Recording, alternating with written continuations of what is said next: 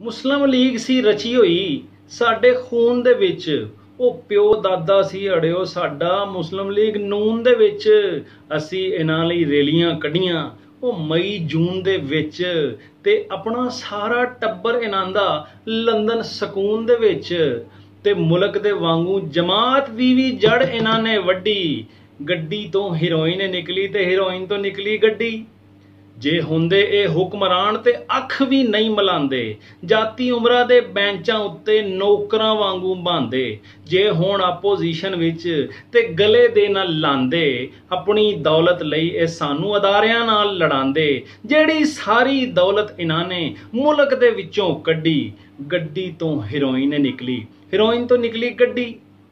ਮੁਲਕੀ ਮਈਸ਼ਤ ਵਿੱਚ ਇਹਨਾਂ ਨੇ ਕੀਤਾ ਇੰਜ ਉਜਾੜਾ। ਸਾਨੂੰ ਪੜ੍ਹਾਉਂਦੇ ਰਹੇ ਇਹ ਝੂਠੀ ਤਰੱਕੀ ਦਾ ਪਹਾੜਾ। ਹਰ ਇੱਕ ਮਹਿਕਮੇ ਵਿੱਚ ਰਿਸ਼ਤੇਦਾਰ ਕਰਦੇ ਰਹੇ ਕਬਾੜਾ। ਮੁਲਕ ਨੂੰ ਇਹਨਾਂ ਨੇ ਬਣਾਇਆ ਕਰਜ਼ੇ ਦਾ ਅਖਾੜਾ। ਭੁੱਖੀ ਕੌਮ ਦੇ ਨਾਲ ਨੇ ਖੇਡੀ ਚੋਰੀ ਦੀ ਕਬੱਡੀ।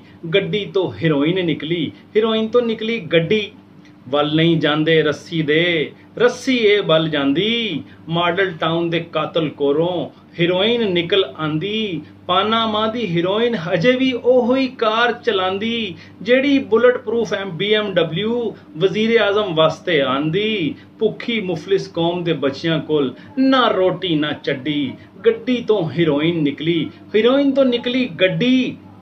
ਇਹਨਾਂ ਜਮਾਤ ਨੂੰ ਸਮਝਿਆ ਸੀ ਫੈਮਿਲੀ ਲਿਮਿਟਡ ਕੰਪਨੀ।